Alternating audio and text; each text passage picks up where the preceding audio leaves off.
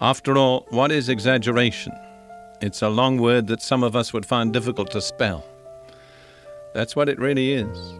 It's lying. I do not say that to be critical of others. I say that because I believe every one of us needs to be very careful that we're not found guilty of lying.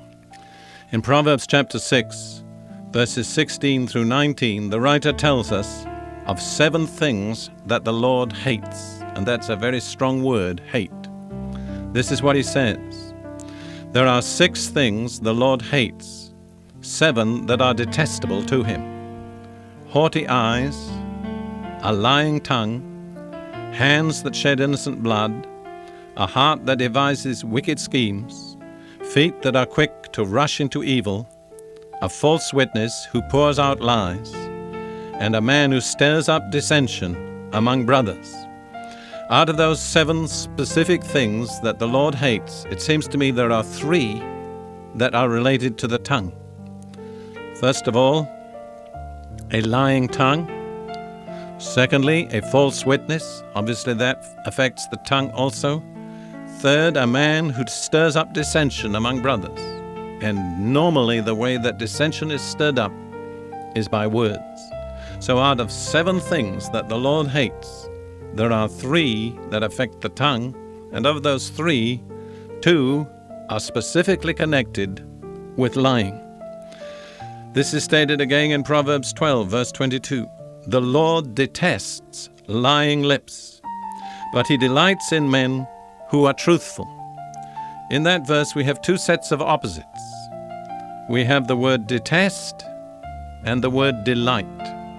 The Lord detests lying lips. He delights in men who are truthful. It seems to me there's nothing in between. And then we have the other 2 opposites, lying and truthful. And again, it seems to me there's nothing in between. If it's not truthful, it is a lie.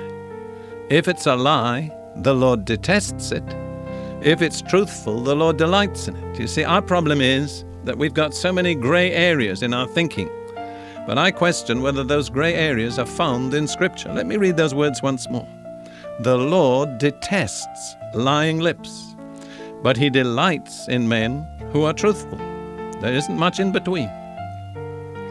You see, traced to its source, every lie comes from the devil. That's a frightening thought, isn't it? But I'll back it up with the words of Jesus himself. In John chapter 8, verse 44, speaking to the religious leaders of his day, and bear in mind they were very religious people. I've pointed out already earlier this week, religion is no guarantee that it cures your tongue. You belong to your father, Jesus says, the devil. You belong to your father, the devil, and you want to carry out your father's desire. He was a murderer from the beginning, not holding to the truth, for there is no truth in him. You know, the devil is compared to a snake. One thing I've observed is there's no such thing as a straight snake. Every snake is crooked somewhere, and that's the devil. He's not straight, he's crooked. Jesus goes on, when he lies, he speaks his native language, for he is a liar and the father of lies. Every time a lie passes through our lips, it comes from the devil. And then one more really important, and I would have to say frightening fact about this disease of lying. It's this, that unless the disease is arrested and healed, it's fatal. 2 passages in Revelation 21, verse 8.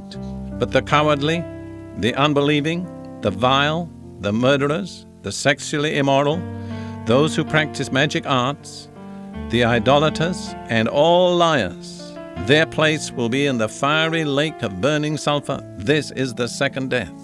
Notice the group of people, the cowardly, the unbelieving, the vile, the murderers, the sexually immoral, those who practice magic arts, idolaters, and all liars.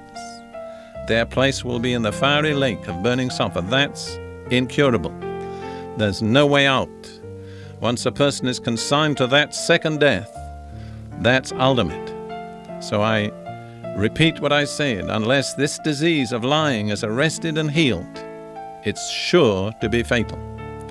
Revelation 22:15, speaking about the city which is the city of God. Outside are the dogs, those who practice magic arts, the sexually immoral, the murderers, the idolaters, and everyone who loves and practices falsehood or lies.